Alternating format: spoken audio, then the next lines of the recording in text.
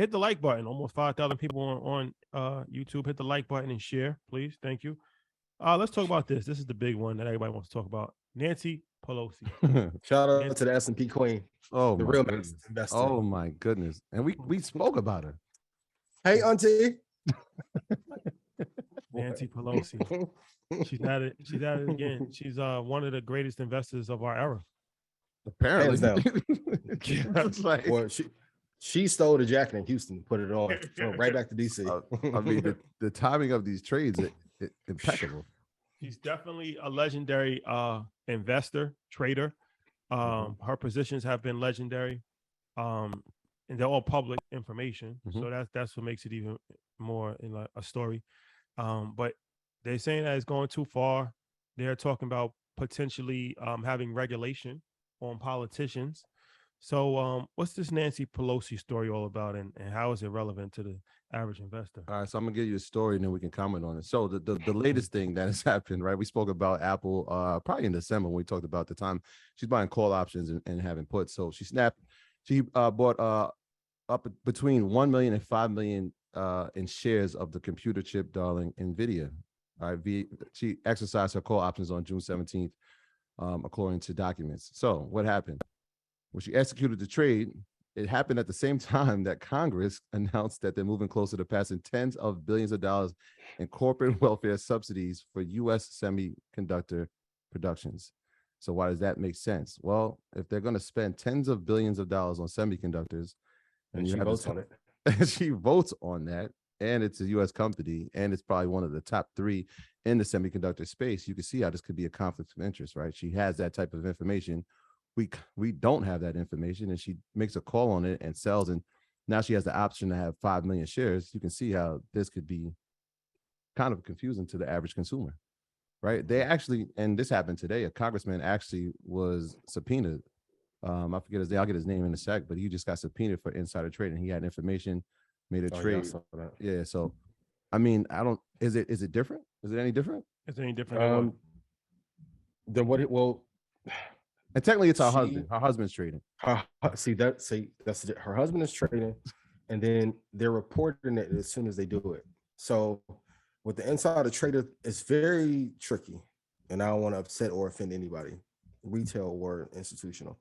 But there are laws that will allow you, they'll tell you what insider trading is, and if you stick to these rules that will prevent you from getting pinched. She's sticking to it. Do I think it's unfair? Yes. But do I think this is what most politicians do? I think she's just the best to do it. She's like Frank Lucas stuff. She's like the ones that's parading the wins in front of the public. And that's what really has people upset. But for everyone that's listening, you should go to housestockwatcher.com. No affiliation. So if they sell anything, I'm not affiliated. We're not affiliated. But you can track where her trades are. Now, Nvidia is one of the ones that I've loved forever. Apple, I love, right? So when you have a person like her that is going to vote on if we're going to build chips here in America and it's going to pass, and then she puts her money behind it, or her husband does, you probably should follow the money trail.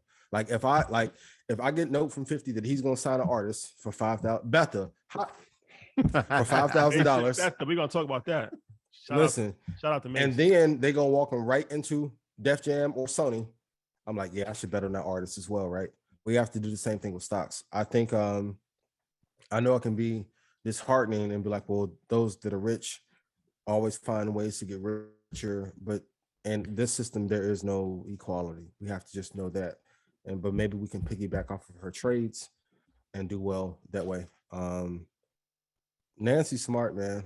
And if you think she's the only one who's doing it here and with the government contracting and with building businesses overseas, she's not. She's the only one that's really just paraded it. So yeah, it sucks, but use the information that she's given to make yourself rich in the process. Yeah, and since that was announced, the shares, since the news came out about the government supporting the $1 trillion or $1 billion bill for semiconductors, Nvidia's price is going up by 10%, which helps the amount of shares that they bought. And they're not buying like 10,000 or 20,000; they're spending millions of dollars. And so you do the math on that: $5 million. You figure out how many shares that is. Each one of them go up 10%. What's the website I mean, called? What's the website called again? I think it's House Stock Watch. Let me look. Hold on. House Stock Watcher. Yeah, they put it. Yep. House Stock Watcher. Watcher.com. HouseStockWatcher.com. That allows you to see what politicians are buying, what stocks they're buying. Yeah, and if they go to the Mark Cuban episode and the one after from last year, there was a couple sites I put in there as well. You go to OpenInsider.com. There's a few sites that'll let you see what they're buying actively. Yeah.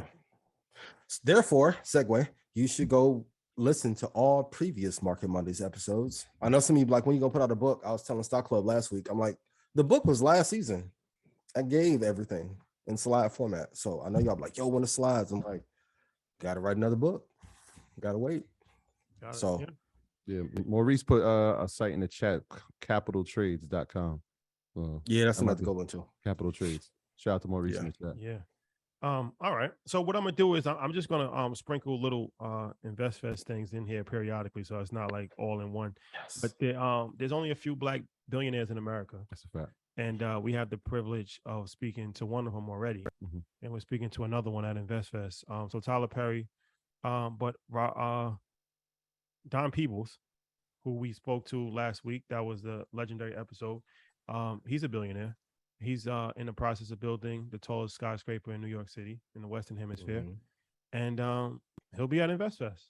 Not only will he be at InvestFest, but he'll be with Cheryl McKinsey, who has the largest Black construction firm in America. 5 generations of wealth. 5 generations. And what's the other gentleman? Craig Livingston. And Craig Livingston is.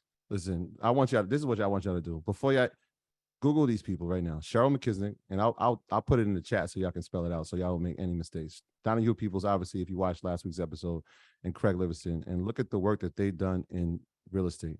They're all coming together for this project, the Affirmation Tower. Not only are they doing that, but they're coming to speak together at InvestFest on the same stage, on the same panel. Interviewed by Matthew Garland. What time is that? That's at 10 a.m. right? That's kicking off Sunday. That's the first thing on Sunday. So y'all people that stay out too late and can't get up, y'all gonna miss $1 billion conversation. Sorry. But then that's so crazy because followed by him, the next person that's followed by him is Dan Cathy, who's worth $7 billion. Yes. So one billionaire followed by another billionaire.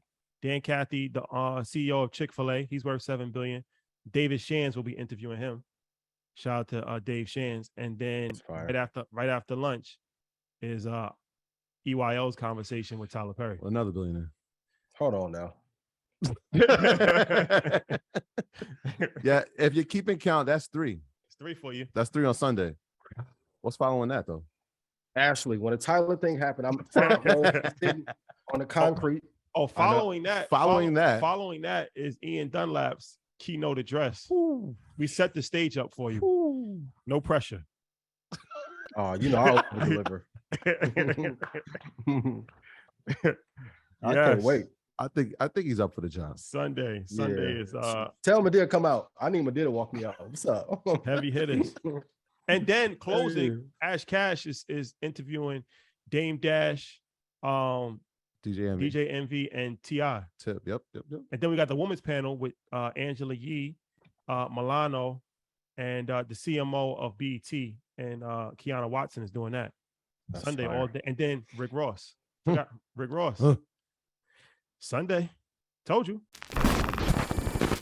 My graduates from my school being Forbes. Bag drop.